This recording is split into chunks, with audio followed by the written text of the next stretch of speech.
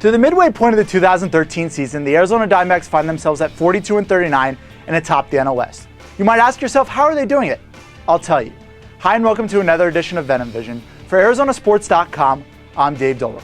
The first half of the 2013 season has had it all for the Arizona Diamondbacks.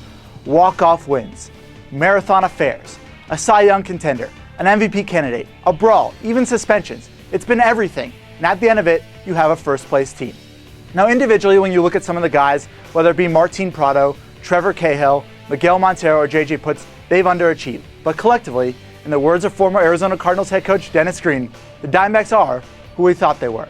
They're the same resilient, gritty team that they were marketed to be this spring. It takes 27 outs to get them out, and well, it's proven to be just the recipe to get them atop the NL West. It's a down year in the NL West, that's for sure, and like I said, it's been more ugly than pretty at times. But the D-backs scrap their ways to victories, whether it's off a wild pitch, whether it's 6 innings in relief from Josh Colmenter. They do the little things, and it's worked so far through 81 games.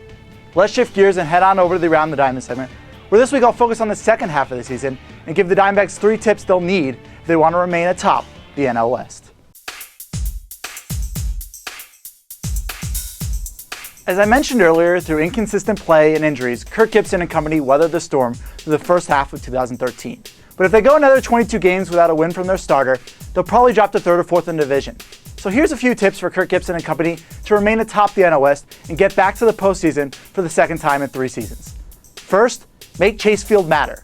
The D-backs have the most games in the National League at home in the second half of the season, 44 to be exact. In a down year in the NL West, they can probably win 85 to 88 games and win the division. So doing the math, and I'm not a math guy, but doing the math, that means about winning 60% of their games at home, going around 27-17 at home, and 500 on the road.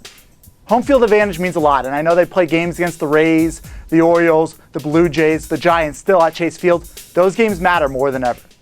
Second, Patrick Corbin's been fantastic, better than our wildest dreams could have even imagined.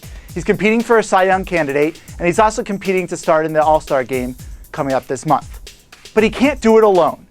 At some point this season, this is a bold statement, but at some point this season, he's going to lose a game, and more than likely, he's going to lose multiple games. So who picks up the slack? Well, in recent weeks, the Diamondbacks have been linked to the likes of Jeff Samardzija or Yovani Gallardo, but I have a better idea for Kevin Towers. Trust the guys within. At some point, you gotta believe that somebody's gonna step up, whether it's Ian Kennedy, Trevor Cahill, Brandon McCarthy, Wade Miley, at least one, if not multiple of those pitchers need to step up. One man cannot carry a rotation, or at least one man can't carry a rotation into the postseason. And finally, the most important point of the 3, stay healthy. Now that's easier said than done. It's hard to control an oblique injury, a hamstring, or a bruised shoulder. But what I can tell you is if the Diamondbacks don't stay healthy, they won't win the division. Now they're supposed to get Adam Eaton and Eric Chavez back in the coming weeks, and that's great, because Kirk Gibson and company have plugged all the holes. It's been admirable to say the least. But as the recent road games have shown, you can only plug so long with water and dirt before the whole thing crumbles. Well, that does it for this week's edition of Venom Vision. Until next week, thanks for watching. If you'd like to submit a tweet for next week's Around the Diamond segment, shoot me one at the Double D or at our station's Twitter account at AZSports620. For ArizonaSports.com, I'm Dave Dolber.